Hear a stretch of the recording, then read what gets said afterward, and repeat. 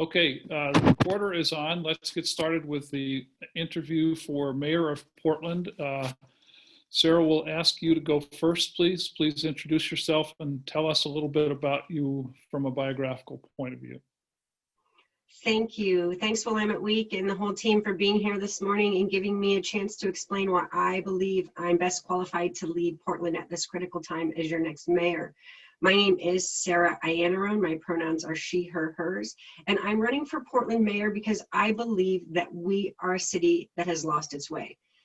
We need to get back on track in terms of recognizing that we have some serious challenges that we need to address and that we need someone who's got community-based solutions, who works in coalition, who's interested in working with the community on some of these things in a different way than we've been seeing from the present administration. I bring a background that's very different from the incumbent. I was working in a small business that I founded in my neighborhood out here on Southeast 72nd near Foster Road. I sent my daughter through Portland Public Schools. I commute around the city by bicycle, by transit. I've been a renter in East Portland. I've been a first-time home buyer. I've had to struggle to make ends meet from time to time based on the way that I move through the world. But at the same time, as a working mom, I was able to go to school, learn about sustainable urban development policy and best practices, engage with city leaders from around the world for over a decade, exchanging ideas with them, not just about what was working here in Portland, but what wasn't and what was working in their cities and how we should be applying those ideas here possibly.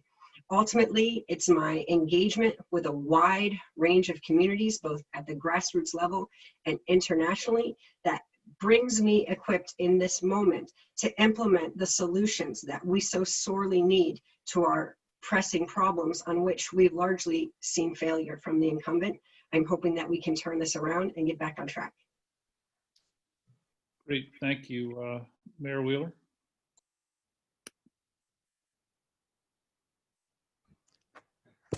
Thank you. Thanks for having us here today. So my name's Ted Wheeler. I'm the mayor of the city of Portland. I was born and raised here in the city of Portland. I'm a product of the Portland public school system. I chose to make my career here. I chose to raise my daughter here in the city of Portland. Like everybody who's taking the time to tune into this, obviously, I love this community and I have a vested interest and a stake in the future alongside everybody else. Sarah's articulated the problem. We are in a time of crisis. We have the COVID crisis. We have an economic crisis. We have a national reckoning around racial justice and equity, calls for common sense police reform. We even had wildfires of late. And there's the humanitarian catastrophe unfolding on our streets in the form of the homeless crisis. I bring experience to the table. I am also a former small business owner and operator. My business was not successful. I ended up owning one of the largest collections of Betamax videos when I owned a video store. It's an interesting story, but the bottom line is I learned a lot from that experience. I carried that on into my career. My career has largely been around business management. I served in a capacity as a volunteer in the community for many years. My start in politics in Portland really was based on an experience I had volunteering for many years as an overnight volunteer shelter host at what was called the Goose Hollow Family Shelter. And we had interactions with county government in that capacity. And I decided to run for the county commission. I ran for the chair of Multnomah County. I won. And I served as the chair of Multnomah County for 4 years. I then subsequently served as a statewide elected office holder, serving as the treasurer for the state of Oregon for 6 years, where I was responsible for the management of the state's $90 billion investment portfolio and some other important issues. I've served as mayor for the last 4 years, and I've always put working class folks front and center in everything I did. As the state treasurer, I helped to roll out the nation's first state-sponsored retirement program, which was designed specifically for lower income individuals and episodic workers to be able to begin to build up a nest egg. As the mayor of Portland, I've worked diligently on shared economic prosperity and access to affordable housing, worked with people to improve transit solutions and transportation solutions. I've been managing our city's COVID recovery in terms of household support and economic support for small businesses. And I'm proud of the coalition of support I have as a result of that. It includes small business coalitions, it includes labor coalitions, it includes the Oregon League of Conservation Voters, the SEIU, which represents a lot of blue collar families in our community, as well as all of the city's unions that are offering endorsements. They've said they want me to stick around. So I'm here. I see the challenges before us. My administration and I are not daunted by them. We're already making good progress with my colleagues on the city council, as well as coalitions in the community. And I'd like to continue that effort beyond December. So I'm asking people for their support. Thank you. Mayor, 4 years ago, you ran on a platform, one of the largest planks of which was reforming the Portland Police Bureau. How would you say you have succeeded or failed in that endeavor? Yeah, to be perfectly honest, it's been much more complicated and much harder than I thought it would be as a candidate. In fact, can I chime in for a moment? Can you give yourself a grade on that? A grade? Yeah. A C?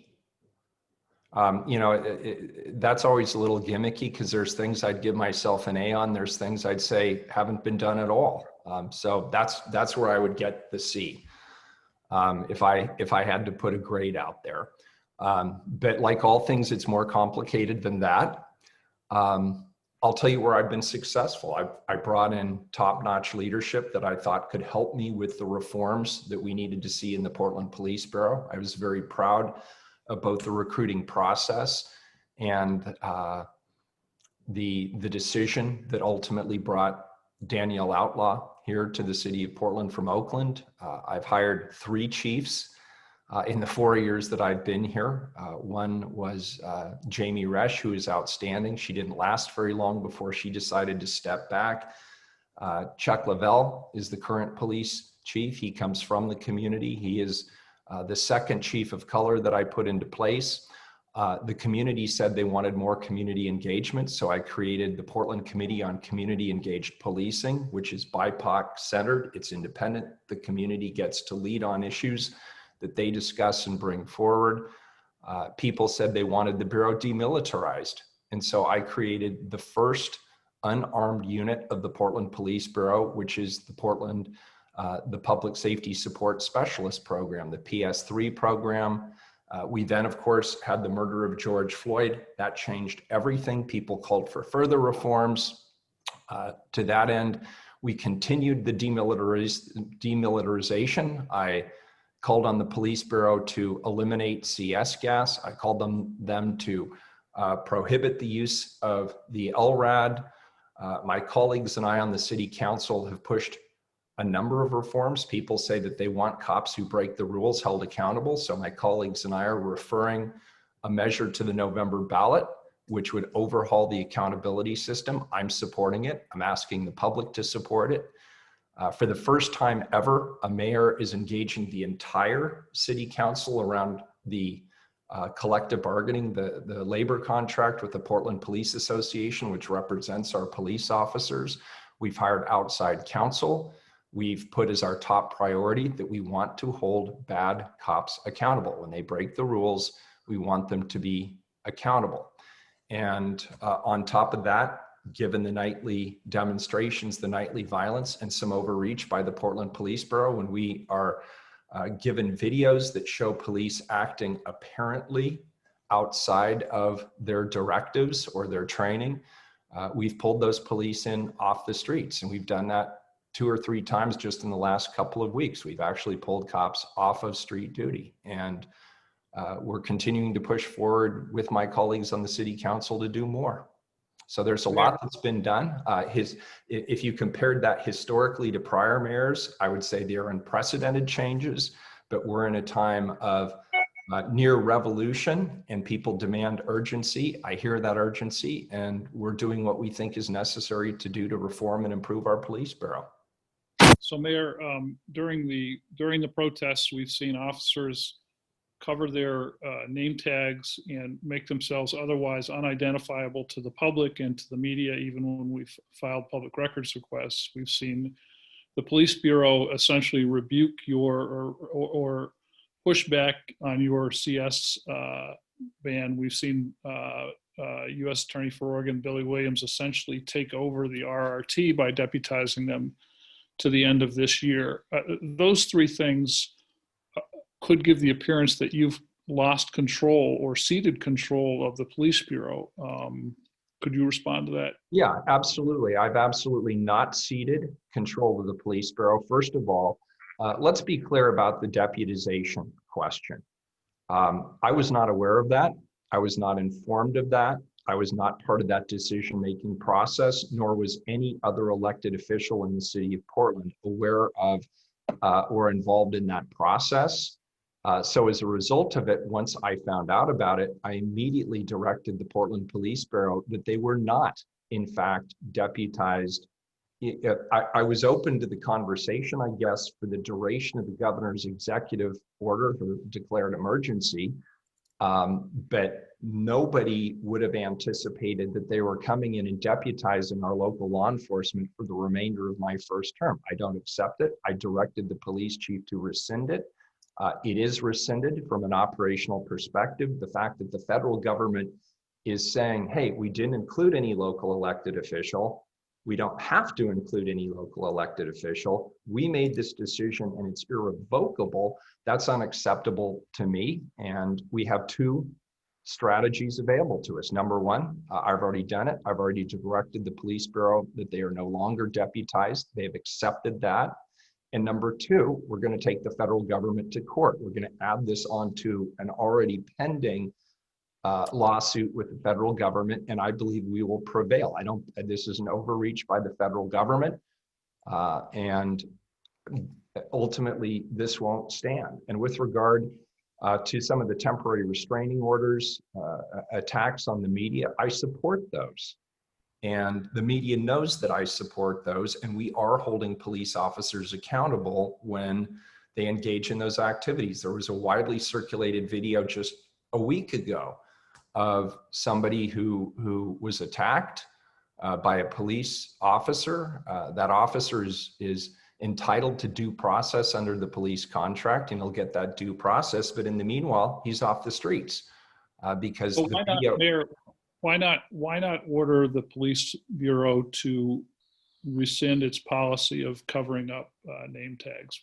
I have already directed them to work with the legal counsel and HR in the city of Portland to find an alternative that does not obscure who they are. On one hand, I get it that they're concerned about potentially being doxxed. I will tell you personally, as somebody who gets doxxed all the time, I believe that concern is overstated. I don't think that our officers are truly being put at risk, but I understand and I hear what they're saying. And certainly we should hear and appreciate their concerns. But I believe that concern is outweighed by the public right to know who our officers are and to be able to hold us all collectively accountable for decisions they make in the field. Just a quick follow-up. You said Sure. that you asked Chief Lavelle to revoke the federal deputization, revoke his consent. Do you know if he did that? He doesn't need to. I already did. So I have spoken both as the mayor and the police commissioner. It is revoked. And it's been revoked in writing. And he has acknowledged that it is revoked. And has he agreed with you on Yes, that? he has agreed that it is revoked. Okay. Great, thank you. And Sarah, I forgot one other, and I'll just be really quick, Nigel, I promise. CS gas, that is still banned. Yes, they pushed back. They sent out a press release, which I did not appreciate. I've had private conversations with the police chief. I've made it clear that once I've made a decision, it's not for them to publicly question that decision.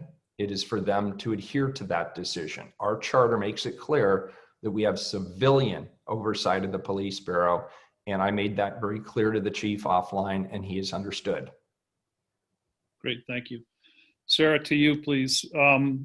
you and I have talked about this before, but I would still like you to make a case for what in your background qualifies you for a position overseeing a budget that's $5.5 billion that involves a large number of things that you simply have not done, not shown that you can done. So why should voters trust you with the enormous responsibility of this office when you haven't held any office or held any position that's remotely comparable to it? I think you're muted, Sarah. First off, I just want to say I went back historically, and I really didn't see this question being asked of Mayor Wheeler when he ran for Multnomah County Chair with a bigger budget and had no prior elective experience. So I just want to point that out, that people have been elected to high office with no prior elective experience, including people on this call, and I hope to follow that lead. That said, I'm bringing relevant experience with me. I serve on a city budget committee. I've seen firsthand, line item by line item, the implications of changes coming out of the city budget office. I watch what happens in OMF. I track bureau by bureau, what's working, what's not. I participated on steering committees, advisory committees in housing, in transportation, and worked with my community on trying to craft policy. I serve as the land use and transportation chair of my neighborhood association. I've been working in that system for years and trying to understand how we can mobilize our neighborhoods. It's something that we failed to do in the last 4 years. In fact, our neighborhoods are more divided than ever. And I believe we need someone who understands how these more street level processes work. I've brought with me too the best talent. When you look at what I've been able to accomplish even in this campaign, when I knew I was going to be running a publicly financed campaign, I brought the people who crafted the policies onto my team. I brought the people who crafted the honest election law onto my team. I always gather the best and the brightest. When you look at my policies, those are not things that I've done unilaterally. I've done them with the help of the best and the brightest. The mayor does not sit up in an office with a green visor and a light and craft the budget by himself. We have a whole city office to do this. We have a great deal of talent inside of our bureaus, from the leadership right down to the rank and file. I understand the challenges that they face, and I believe that I'm going to bring a great deal of expertise, especially in the realm of urban development, in streamlining some of the silos across the bureaus, even as we're dealing with housing crisis. This is where I've watched as transportation and housing have found themselves at odds historically. What's working across Prosper Portland relative to the other bureaus, especially as we're facing the TIF cliff potentially, and what do we need to think about when we're trying to better align the urban development bureau so that we can bring more affordable housing online more quickly. It's something that we haven't seen under the current administration, and I believe that I'm offering a better solution. Could I jump in? Sarah? No, Ted, hold off for a second. Sarah, can you hear me? Yes, Mark, good morning. I'm wondering if you can explain. I'm very puzzled by this race. It's obviously been an unusual year, an unusual race. The poll that shows you up by at least 10 points. In a traditional mayoral election, this close to the election, with you up by 10 points, you would see a lot of groups running to your side for their own self-interest. Sarah's going to win. We want to align ourselves with her. Instead, we have this coalition that's going to drop a bunch of money in an independent expenditure on behalf of Ted. And I'm just wondering, in particular, why is it that the Oregon League of Conservation Voters, the NAACP, Service Employees International Union, why have they all, rather than done what would be the politically smart thing to do, which is to come to the side of the person who's ahead of the race right now, instead deciding to double down and spend money to defeat you? What's their grudge with you? I think we can, I don't know that it's a grudge with me, and we need to reject that analysis. what we can look at here is some power dynamics shifting in our city. One, I do not believe that that coalition reflects the entirety of the rank and file membership of those organizations. Those are executives in those organizations who are signing on to this. And for instance, I have many supporters inside those organizations who don't agree with their leaderships joining this coalition. It's very new to us, Sarah, so we're still navigating it. But I will, Sarah, but let me, can I Okay. finish and then a follow-up? Please. So then, looking at the fact that I'm a publicly financed candidate, I'm not taking contributions from over $250 from any PACs. That includes organized labor. That includes a lot of organizations that have a vested interest in having the ear of people in power. I run a very decentralized grassroots campaign. It's populist, and that doesn't get them the vested interest in me that I will be on their side, on the other side of this. And so not having had a working relationship with them prior, that what they're not able to do is necessarily buy into this campaign. And you've seen them buying into the super PAC in ways where what I've had to do is work much more horizontally, tapping into voter by voter, by the thousands, with a progressive message that doesn't lean right or left necessarily, but it's very forward thinking in terms of the types of transformational ideas that we're going to see for the future. And this can be scary to the status quo.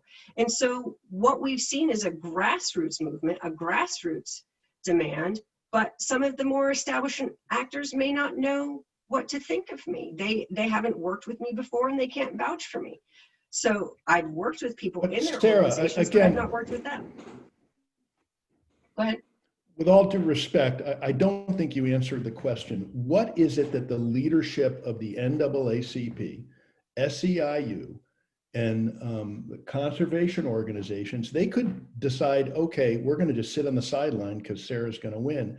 But instead, they're doubling down. They're obviously running the risk of antagonizing the next mayor. You're going to remember this. And yet for some, I mean, what are they scared of? What is the Public Employees Union scared of with Sarah as a mayor? Or what is the NAACP scared of? Why are they more comfortable with Ted? The leadership. I'll agree that maybe rank and file isn't with them, but what is the leadership? What is their concern about you? I can't be bought. And better the devil you know. They can invest in that super PAC and know that they have that mayor on their side. I cannot be bought. And here's the other part of that. That's a pretty dramatic thing to have the first publicly financed mayor in Portland's history not not beholden to a single special interest. But where would you diverge from the goals of the NAACP? I mean, but this is not me diverging from the goals of the NAACP. This is about a handful of individuals investing in the support of a wealthy incumbent who's going to be a wealthy, powerful person, whether he's reelected mayor or not, and someone who's committed to working in values and principles. I'm going to be there for SEIU members, whether they support me or not, because that is where my values are, and they know that. I'm going to be there for the environment, whether OLCV supports me or not, because I'm committed to climate action. I'm a climate champion. I'm not going to turn my back on them, and they know that because I'm principled. And I'm unequivocally steadfast in my principles, and for better or for worse, I don't think anyone can challenge me on that front. And this is where they know that I'm not going to hold a grudge against them. But we have to talk about how power is concentrated here and how the Open and Accountable Elections program is unsettling power relations in an establishment that has worked for a very long time. There are a lot of people with a vested interest in the current power relations in the city who've invested years, decades in the politicians that they support. I'm breaking a long line of politicians who are funded by these organizations and going straight to the people for my donations. It upends the power balance for a lot of actors. And I'm not saying that these aren't good actors, but it's changing how politics is done in Portland. And that change is uncomfortable and hard. And in times of crisis, they may be more predisposed toward staying with something that they know, while the general public that's supporting me overwhelmingly is willing to say, we are now ready for change. It's a matter of power relations. You can look at it in that context. I don't take it personally, and I'm not going to hold a grudge. What I am going to do is try and bring these folks to the table after the fact and say, let's work together on these issues. Sarah, could you, let's come back to the letter that the police bureau sent, or the press release it put out after the mayor said no more CS gas. How would you have responded to that press release from the police bureau? The same way I responded if any of my bureaus had defied my instructions. You don't get to stay in leadership and counter my directives. And it seems to me like the mayor has corrected that now with Chief Lavelle. So would you have fired Lavelle?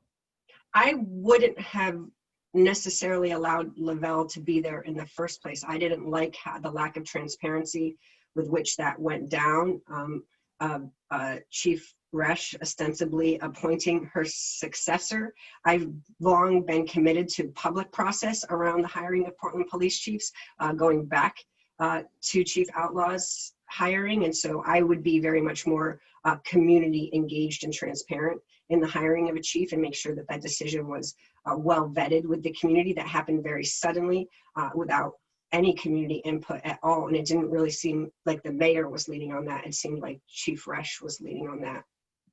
I'm going to give him a chance to respond to that, but could you please clarify, would you have fired Lavelle for that press release?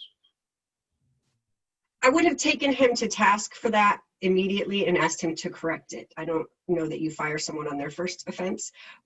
You have to give your employees a chance to correct their behavior when they defy the rules of the organization. But if he didn't correct that pretty darn quickly, then yes, I would. Mayor, you want to follow up on that? First of all, I just want to clear up a misconception. Number one, Chief Resch did not appoint Chuck Lavelle police chief. I did. She recommended him, and I agreed to that recommendation based on the fact that I'd worked with him for quite some time. He was actually the adjutant to Chief Outlaw. So I'd worked with Chief Lavelle in his capacity there. I knew that he supported the changes I wanted to make. I knew he understood the history of the city of Portland, the history of the Portland Police Bureau, the good, the bad, and the ugly. And in a time of crisis, which we were in, I needed somebody right away that I could rely on. So that's why I made that appointment. So we've asked you about this before, but you stand in a position where people on the left say your police bureau has been brutal toward protesters, and people in the middle, because there's nobody really on the right in this town, say that your police bureau has failed to do enough. In retrospect, do you feel that you should have picked a clearer position or a clearer strategy as to how to handle these protests and stuck with it rather than seeming to bounce from one side to the other? That's a really provocative question, and I'm not sure I can answer it right off the top, Nigel. It's a fair question, because over the course of the last 123 days, I think we've tried everything. We've tried higher uses of force and more personnel. We've tried being completely gone, no presence at all. We've settled on a strategy that's a de-escalation strategy where the police are there, people are clear they're there, but they're not there in a provocative way. They're just ready and standing by in the event that something happens. But truthfully, none of the above have worked particularly effectively. The only strategy that seems to be working now is to clearly differentiate between people who are expressing First Amendment rights peacefully and supporting those efforts, and containing and holding accountable people who are engaged in violence or criminal destruction. And what seems to have worked in the last 2 or 3 weeks is investigative follow-up. So working more closely with the district attorney, and I know there's some differences of opinion with the district attorney about what should or shouldn't be prosecuted, but I think we've made a good collaborative bridge is around the fact that if we are going to prosecute people engaged in acts of violence or criminal destruction, we need to give the district attorney good case material to be able to make a conviction. So we've added additional investigative capacity. People get very angry when they see something take place on the streets and it appears the police are standing around doing nothing, as was the case when an individual pointed a firearm at some demonstrators. People said there were cops standing all over the place, but they didn't arrest the guy. Well, they did really good investigative follow-up. They interviewed witnesses, they pulled video footage, and they made that arrest just about a week and a half ago. It took a while, but that's what gumshoe investigations require. Sometimes you can't just jump into the middle of a situation and arrest people right on the spot. So I don't agree that we should have taken one side or the other. I don't think we should have had a hands-off approach. That would not have worked based on what I've seen. On the other hand, an overbearing, completely 100% go get 'em and break the spine of the demonstration, that's not an appropriate response either. And so the Portland Police Bureau, I believe, has correctly tried to differentiate between nonviolent and violent. They've tried to contain the violent. They have tried to make arrests where they can, and they followed up with investigative work after the fact. But I want to be clear, the police haven't done everything right either. And that has also led to the extension of this violence. The Police Bureau has not been willing to acknowledge openly and freely when they've made mistakes. It took me intervening on LRAD and CS gas when it was readily apparent that the use of CS gas in residential areas was a bad idea, not a good strategy, and it actually caused a lot of people who were either neutral or supportive of the police to go the other way. It destroyed trust. And we still have widely publicized incidents where individual police officers engage in activities that aren't comporting with the rules. They're not comporting with their training, not comporting with the directives. And that also requires us then to follow up and make sure we're holding those officers accountable. So it's really across the spectrum. Can I clarify something? You said there's a difference of opinion with the district attorney. What do you disagree with on what should be prosecuted from the protests versus what he says should be prosecuted? Yeah, and the other thing is, at this point, how do you end the protests? Yeah, good question. So first of all, with regard to the district attorney, I want to be clear. I think he's doing a really good job, and he came in at probably the most difficult time anybody could ever take over the district attorney's office. And I also want to be clear, his office is grossly under-resourced. So he's also working with limited resources. He has prioritized the cases. In the conversations I've had with him, he said he would look at each case on a case-by-case basis. He also said he would prosecute acts of violence. I'm disappointed. Well, first of all, I'm pleased with a lot of the prosecutions he's made, and I'm really pleased with a lot of the cases he's made. But in terms of criticism or throwing a little shade, I am disappointed that some of the more egregious acts, for example, arson, are not being prosecuted the way I would like to see them prosecuted. Assault on a police officer is a very serious charge, and I believe that should be prosecuted unless the district attorney says the evidence just isn't solid. If the evidence isn't solid, that's one thing, and I get it. On the other hand, if there is solid evidence and the district attorney is saying he's not going to prosecute acts of violence or criminal destruction, that's problematic from my perspective.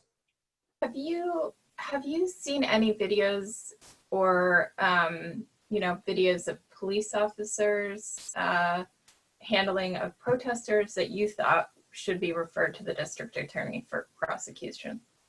To the district attorney, no, but to IPR, the Independent Police Review, absolutely, and we have. Can you clarify which video you were talking about that you took a police officer off the streets for? What was happening? I will get you a complete list of the specific incidents. Oh, we've been asking for a while, so I'll get it to you. I'll make sure you get it. I'll get it to you today. Great, thank you. Sarah, had you been police commissioner at the beginning of these protests, how would you have handled things differently from how the incumbent has handled them? Well, I wrote that op-ed piece in the Tribune almost 18 months ago with Elliot Young, the co-chair of the PSEP, calling for Commissioner Hardesty to be made police commissioner. That would have been a perfect time for us to work in tandem with DA Schmidt as a triumvirate, with me setting the guiding Black Lives Matter strategy from the highest level, and then working with her as police commissioner, and DA Schmidt. But let's just say she wasn't interested in that, and so I was still police commissioner. First of all, the response to protests, I've maintained this consistently, the response to protests about police brutality cannot be increased police brutality. I've called for equal enforcement of the law. We have seen time and again where we have had progressive activists in the streets disproportionately on the receiving end of police brutality, even as white nationalists from out of town have seemed to come through here relatively unscathed and unconstrained by Portland police. Some would even say that the Portland police function as a de facto safekeeping presence for white nationalists. And so making sure that we were working with the community to define how we were going to take the power of the Black Lives Movement and use it to power police reform is something that what I would have done immediately. I would not stand in opposition to the Black Lives Matter movement. Time and again, I have tried to stand in solidarity with that movement. I would not be picking fights with Donald Trump, because obviously taking on the feds right now is not the police reform that we need here locally. I would be deeply embedded with the community, with our community organizations. I would have acted differently in the last budget cycle. And this may be more in the mayor's hat than the police commissioner hat, but I would have heeded the community call from organizations like PALF and Unite Oregon to draw down the militarized police budget of Portland Police Bureau and reallocate those toward other community safety efforts with more intensity. It's something that the community has called for. It puts our BIPOC leading organizations in the driver's seat in this moment, and it would have rebuilt trust, I believe, in the community that we were taking the biggest steps that we could take in the moment to achieve the reforms that the people were calling for. Ultimately, we have to work. Sarah, can I slow you down for a sec? So I'm not hearing specific actions that you would have taken that would have been different beyond putting Hardesty in charge of the Bureau, I heard you say, and seeking more community input and working more closely with community. But what does that actually mean? What specifically, aside from making Commissioner Hardesty the police commissioner, would you have done differently? So let's say Hardesty is not the commissioner and I stay the commissioner, and you want my exact actions of how I'm going to oversee the Portland police at protests. Let's drill right down in specifically. How you would have handled the last 123 days differently from how this mayor has handled them. Well, it's different if I'm the police commissioner versus if I'm not the police commissioner. Let's say I'm the police commissioner, hypothetically. One, the militarized presence is too much. There's a saying that they say, I don't see a riot here, take off your riot gear. There's this notion that when the police come looking like they're dressed for a fight, that the fight ensues. And so a kinder, gentler presence, if you will, helps us better understand that they are not there to combat the public, but to keep the public safe. We need to start thinking about how police are perceived. When we see the pictures from Portland all around the world, the Portland police look like an occupying army. It's not good for our people. It's not good for our reputation around the globe. We also need to think about things like the fence at the Justice Center, the fence at City Hall. Those were failing efforts that only antagonized the situation in retrospect. I wouldn't have done those because I understand a little better that dynamic, I believe, in the current administration and what's going to tick the people off and how we can bring them to the table more effectively without alienating and dividing people.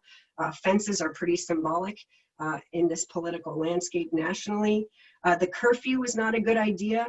There was a cognitive dissonance for me in terms of We have been experiencing the COVID pandemic pretty intensely immediately prior to George Floyd's tragic murder. And we had not had citywide notices coming through our phones until those first nights of the protest, when we were getting those push notifications that we were on curfew. And I thought, we have this capacity to communicate potentially with the public in pro-social ways. And what we're doing is actually constraining democracy in this moment. So we could have been using push notifications to mobilize people around peaceful protests.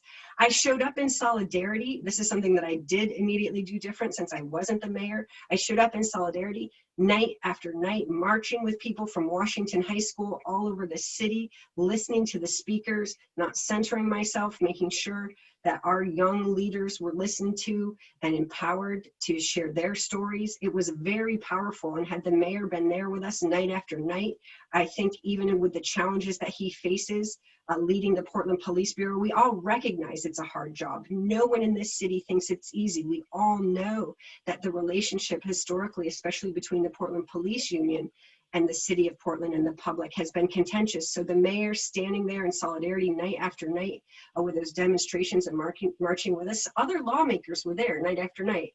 And so what would it mean to demonstrate that? The relationship building could have happened much earlier. So those are just a few concrete examples if I had been the police commissioner.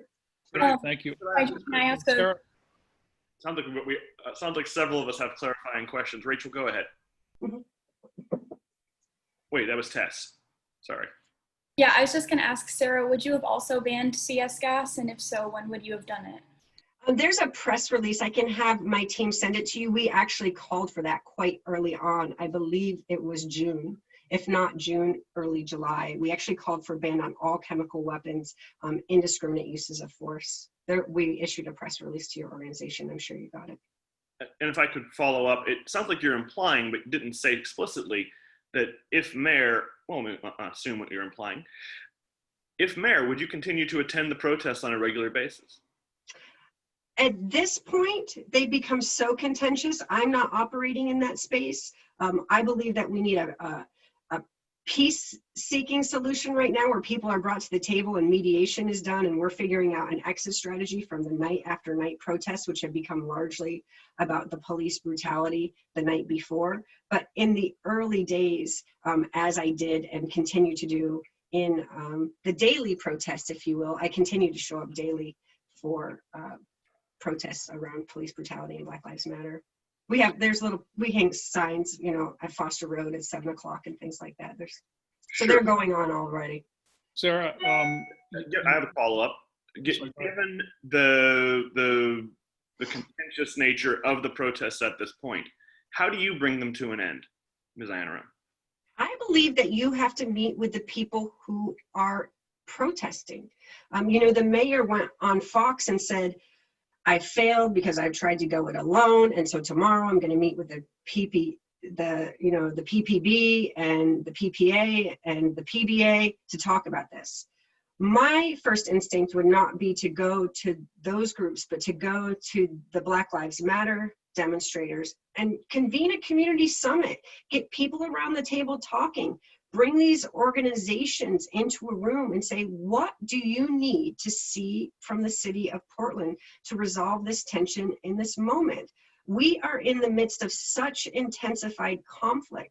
We have experts that we can lean on in this moment to advise us. And frankly, many of them have endorsed me. I released a slate of civil rights leaders who've endorsed me and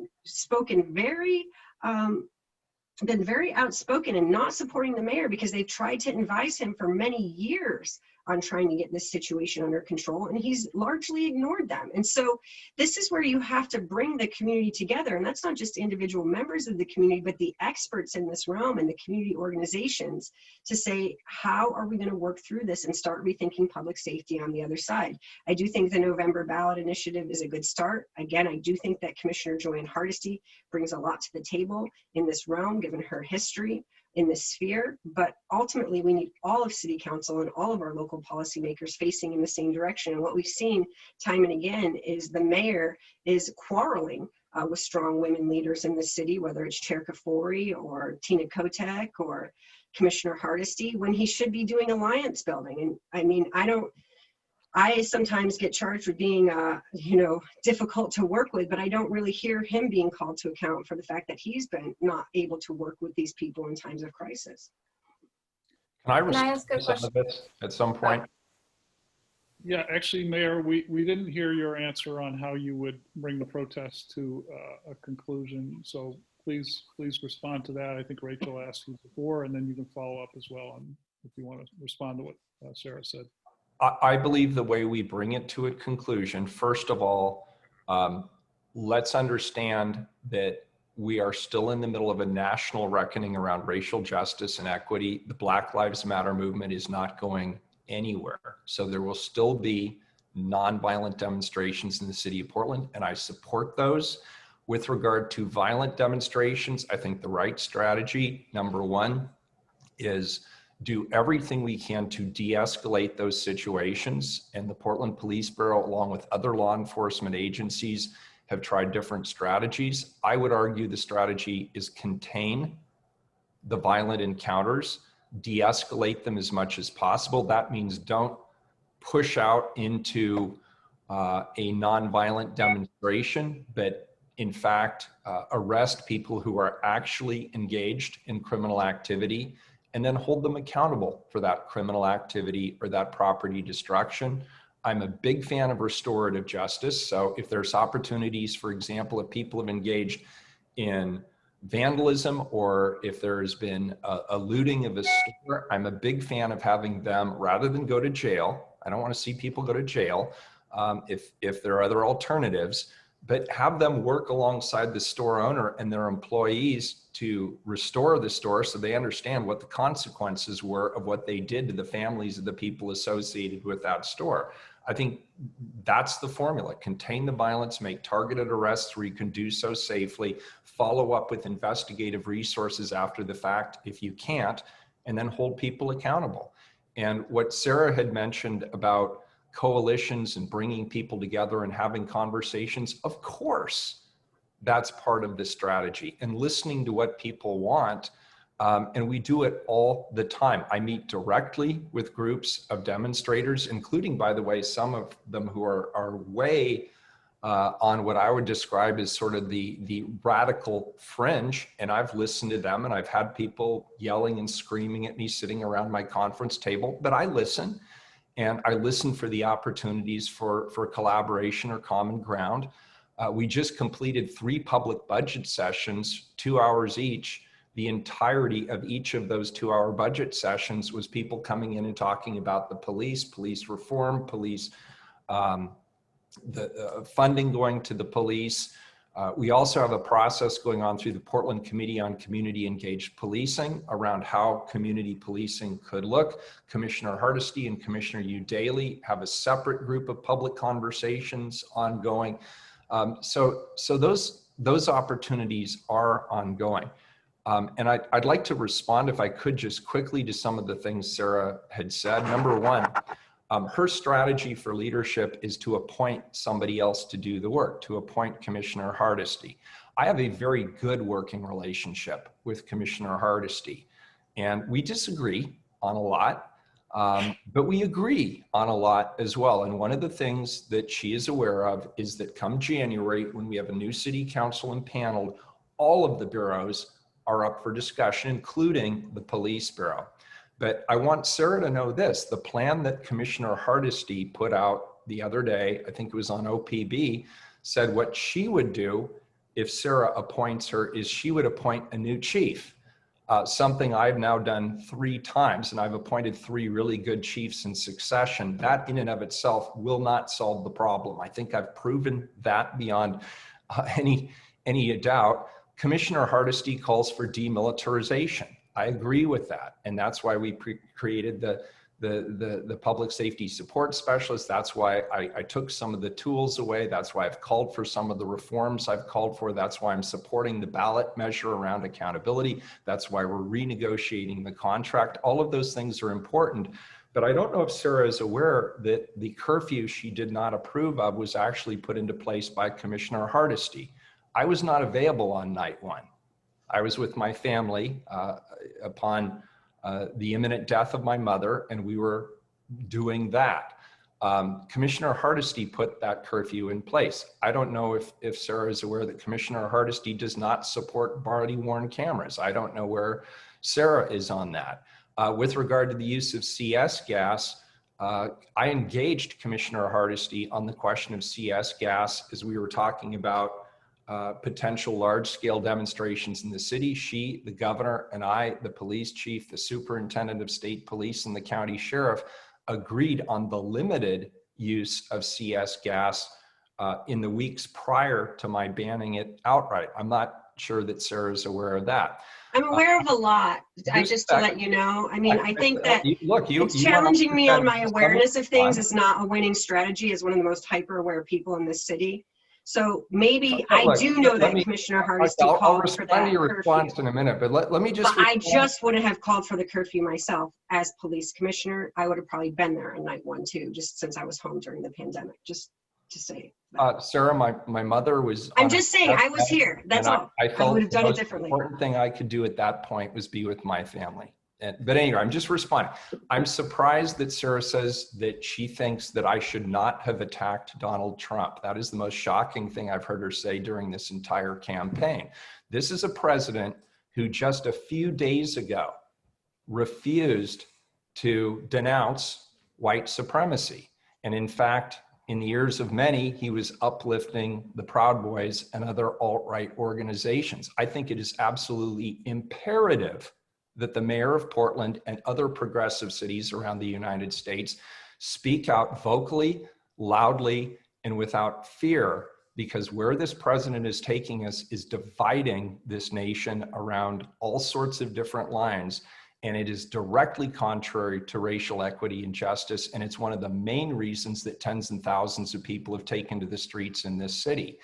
Then with regard to what you said around the perceived view of officers, I want to agree with you. I agree with you 100%. This is an area of common ground between us, that the image of officers when they are standing there in a line is not a good image. And I don't believe the police bureau has done enough around what is sort of colloquially called officer-friendly operations, where they're out in the community just wearing their regular shirts, they're talking to people, they're engaging with the public. That's part of the trust building that's really been lost. And it's one of the things I criticize myself for as the police commissioner. I believe we need to refocus their efforts on being back in the community, back in the precincts, walking the streets, talking to people at neighborhood associations and business district gatherings and the like they used to. They've been distracted and they've been focused on the nightly demonstrations. But as the violence tamps down, and it already is starting to, the police need to quickly redeploy back to the precincts and engage in some of those activities that you rightly raised, Sarah, which would help rebuild trust in the community. Okay, Rachel, please jump in. Sarah, you're asking voters to elect you to a much bigger job than you've ever held before. And I want to ask you a couple of questions about that. One is, we're in a recession. You're gonna face a budget crisis. How are you going to handle disappointing your base with some of the cuts you're going to have to make this coming fiscal year? I look at it in terms of bringing the community together in an open and transparent dialogue that's realistic. One of the things that we hear time and again as a critique of the current administration is that they haven't been open, accountable, and transparent. From day one of this campaign, running as an open and accountable elections candidate, every single one of my campaign contributions has been transparent. I've tried to model a commitment to open and accountability and transparency so that we can start rebuilding trust. And that's why I've called for things like participatory budgeting so that we can make those decisions together, where we start to think about our priorities. For some reason, we can always come up with money for police overtime at protests, even while we're cutting other budgets. We saw, as Mayor Wheeler increased, up until this year, increased the Portland police budget, even as we were cutting parks workers. These are the kinds of things in recent years that I think have led to the position where we are now. And so making sure that we're in an open dialogue with the public about what the reality of our budget situation looks like, what trade-offs are we willing to make as a community, what do we want to see as the future of public safety in our city. This is something that we can be open with the public about. We can create the communication channels and the ongoing relationships that we need so that we're carving out this path together. I don't think that's necessarily going to disappoint my base. My base is not ignorant, and they know that we have hard times ahead. But what I've also proposed are a lot of community-based solutions that are more cost-effective, and that's why I've proposed them. So things like Right to Dream 2, which we know is a very affordable alternative when it comes to emergency shelter provision. I've called for that. I've helped lead community efforts in terms of facing some of our biggest crises. I've called on mobilizing community resources, the nonprofit sector, faith-based sector, to help us share in this problem solving. What I hear from the public schools is that they have not heard from the Portland Mayor's office in forever. And so what would it mean to be working more closely with PPS and our schools and our families there?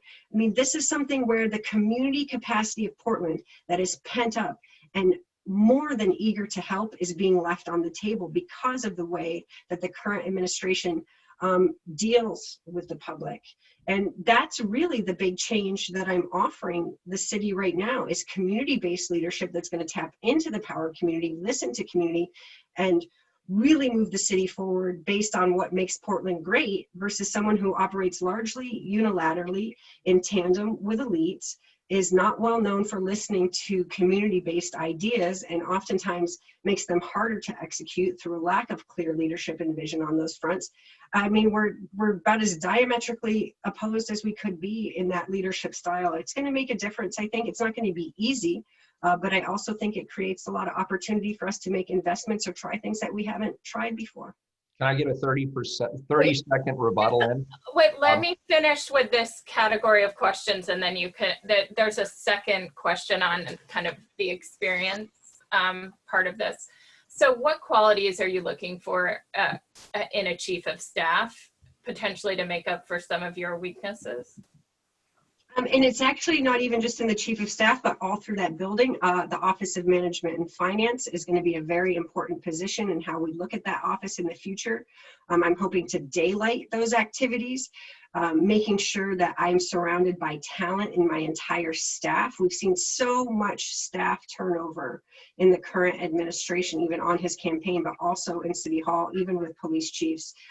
Thinking about almost reverting more close, the most close antecedent to this would be how Mayor Sam Adams had a lot of subject area experts on his staff who were willing to coordinate across the bureaus to help work almost in a task force style on some of our greatest challenges. So everything from right now, I would put a civil rights attorney on my staff so that I had someone in my ear consistently advising me, so that I wasn't only relying on the city attorney who has a very clear mandate in what they're charged with doing. Having someone who was advising me on what was not only potentially viable in the short term, but ideally possible for the long term, so that we're crafting vision to continue to move us forward consistently.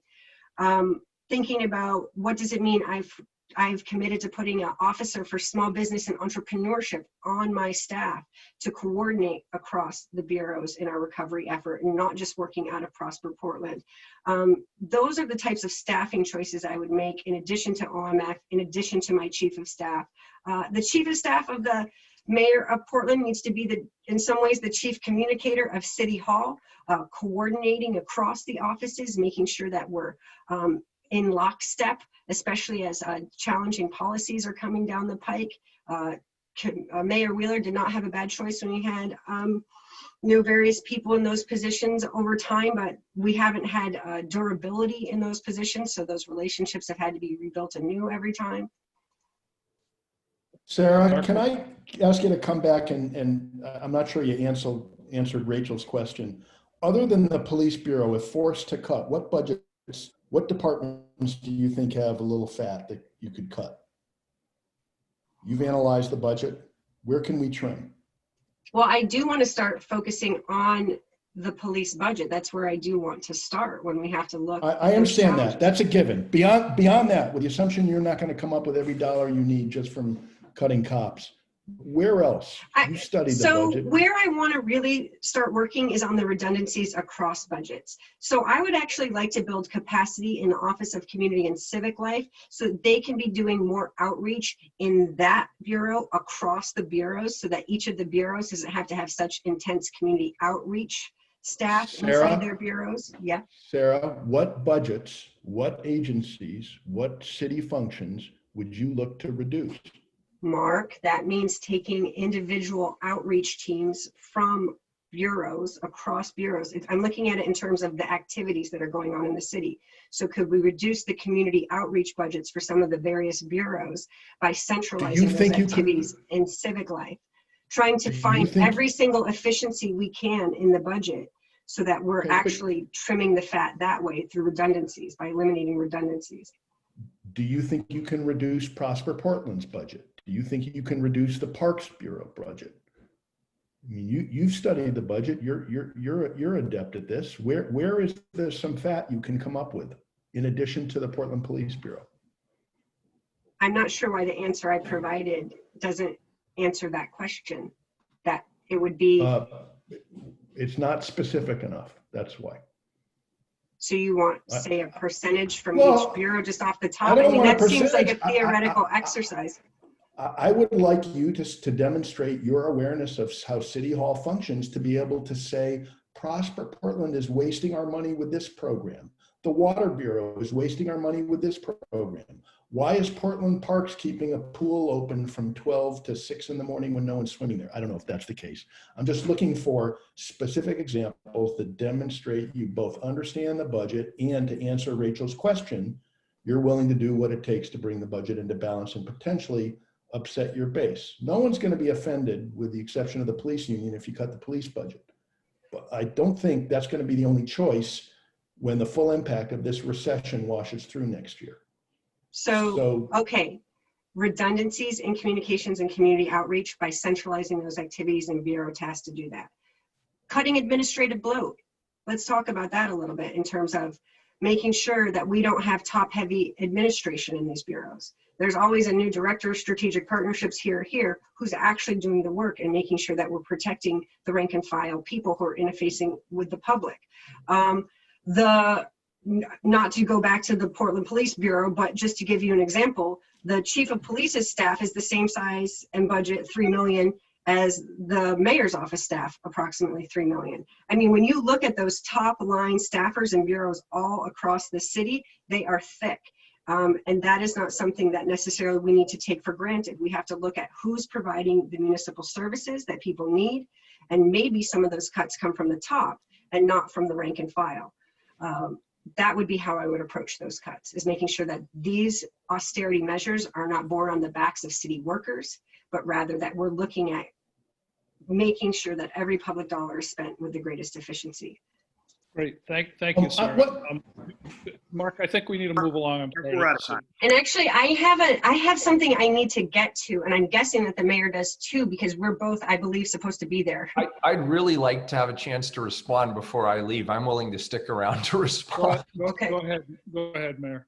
Okay, I'll be really quick. First of all, you can't rely on other people to cut the budget. As the mayor, you're going to put forth the first budget, the proposed, and nobody's going to want to have their name on it. So you're going to have your name on it. We cut salaries, including my own, down to zero. We negotiated with all of our labor unions independently to have them reduce salary increases that they were entitled to under their contracts. We consolidated IT, customer service. We held off on critical projects that can hold off for another year or two. We paid down debt streams. So there are specific things you can do. What I wanted to respond to specifically was Sarah's contention that I'm not out in the community, that I'm not working with community partners, and that I'm not building coalitions. The opposite is true. For example, we have the first community benefits agreement in the history of this city because of the work we did in the community with Prosper and the Healthy Communities Coalition. Around the COVID crisis, I stood up a recovery team that includes a broad coalition from the community. We were the first jurisdiction in the state to do that. We put out resources to families, we put out resources to small businesses, and we put equity first by working with the community to do that. The housing bond, I got into some trouble by slowing that down so that we could onboard community voices in terms of how that housing bond was allocated in the community to make sure the BIPOC community was represented, that family-sized units were represented, that we had an appropriate number of very low income housing units. That was all coalition building and coalition led. And the result of that is the housing bond was wildly successful. And then last but not least, just a week ago, I was standing there giving a speech at the Bybee Lakes Treatment Center. That's something that came from the community. It was a public-private partnership with the state, the county, the city, local business leaders, philanthropists, nonprofit organization. That was all coalition building over the course of about 1.5 to 2 years of hard work. And I believe that's part of the reason I have a broad coalition of supporters in this campaign is they know I do that work in the community and that I work hard to build those coalitions, both inside City Hall to derive the kind of efficiencies I mentioned and externally so we can move the great work of the city forward. Okay, I know you both got to leave. We got a quick question for both of you. What's the worst, most embarrassing, or most memorable thing that's happened to you on a Zoom call? Mayor, maybe it happened to you this week since the COVID crisis began. That actually wasn't terribly embarrassing because I look, a 2-hour call, I periodically, as a meeting is wrapping up, I will look at a phone and I'll respond to text. Okay, the most embarrassing thing, Nigel, that is near and dear to your heart, however, was I was preparing for a Zoom call. I was there a little bit early and I believed I was muted and I was playing my ukulele and I pretty much sucked at it. Everybody was listening. And then when the meeting came on, everybody was laughing because they knew that I didn't know that they were being, that they were getting a free concert of a beginner ukulele player. All right, Sarah, most embarrassing or memorable moment you've had on a Zoom call? Well, I had it publicly, and that was when I was, my audio would not work for the City Club debate recently, and my team was mocking me mercilessly because they're all millennials or younger. And they said, you definitely look like you're almost a boomer there, so you better stop trying and we'll figure something else out. Right, well, and so I think we're rescheduled for Monday, but I did try to keep my composure in that moment, despite it being a difficult one. okay, well, we had a lot more questions we wish we could have gotten to both of you, but we want to be respectful of your time. You got somewhere else to be. So thanks for stopping in today. Thank you all. Appreciate it. Thanks. Bye, sir. If Willamette Week staff stay on the call, please, when the mayoral candidates leave. Thank you.